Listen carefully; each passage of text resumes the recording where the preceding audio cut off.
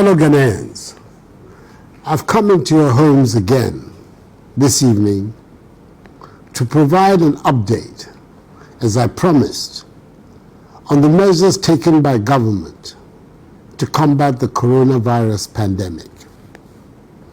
You may recall that on Wednesday, 12th March 2020, when I first spoke to you directly on this matter, I announced the first raft of enhanced measures taken in response to the pandemic. At the time, there had been no reported confirmed case of the coronavirus in Ghana. Since then, 6 confirmed cases have been announced, all of persons who recently traveled into the country. Advisories on how to manage the developments have also been announced by the Ministries of Health and Information. Public education is being intensified to ensure that citizens are well advised on preventive measures. Earlier today, Sunday, the 15th of March 2020, I chaired a meeting of the Interministerial Committee on Coronavirus Response. After deliberations, I've decided, in the interest of public safety and the protection of our population, to review the public gathering advisories earlier announced as follows. Firstly, all public gatherings, including conferences, workshops, funerals, festivals, political rallies, sporting events, and religious events such as services in churches and mosques, have been suspended for the next 4 weeks. Private burials are permitted, but with limited numbers, not exceeding 25 in attendance. Secondly, all universities, senior high schools, and basic schools, i.e. public and private schools, will be closed Monday, 16th of March 2020, till further notice. The Ministry of Education, in collaboration with the Ministry of Communication, has been tasked to roll out distance learning programs. However, BECE and WASSCE candidates will be allowed to attend school to prepare for their examinations, but with prescribed social distancing protocols. Thirdly, the Government of Ghana's travel advisory, issued earlier today, should be observed as announced.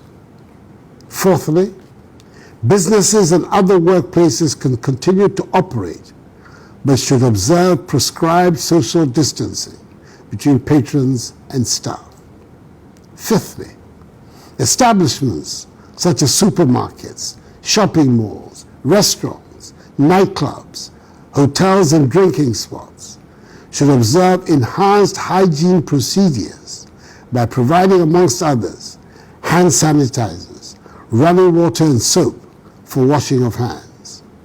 Sixthly, the Ministry of Transport should work with the transport unions and private and public transport operators to ensure enhanced hygienic conditions in all vehicles and terminals by providing, amongst others, hand sanitizers, running water, and soap for washing of hands.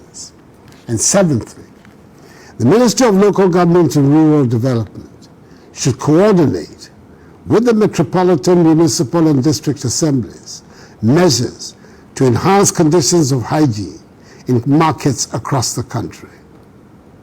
Additionally, as the experts conduct contact tracing, I appeal to all to cooperate with them to ensure that persons who have come into contact with positive cases are identified and supported. I've directed the Attorney General to submit immediately to Parliament emergency legislation in accordance with Article 21(4)(c) and (d) of the Constitution of the Republic to embody these measures. And I've further directed the Minister for Health to exercise his powers under Section 169 of the Public Health Act 2012, Act 851, by the immediate issuance of an executive instrument to govern the relevant profession. I call upon Parliament to support the executive in this national endeavor. As I said earlier, there's every need to observe prescribed social distancing and good personal hygiene to prevent community spread. We are determined to do whatever we can to prevent the spread of the virus and protect the population. All the measures that have been announced will be subject to constant review and enhancement if necessary. Fellow Ghanaians, these are not ordinary times. So let us all put our shoulders to the wheel. And I'm confident that together, by the grace of God, we shall overcome this challenge. May God bless us all and our homeland Ghana and make her great and strong.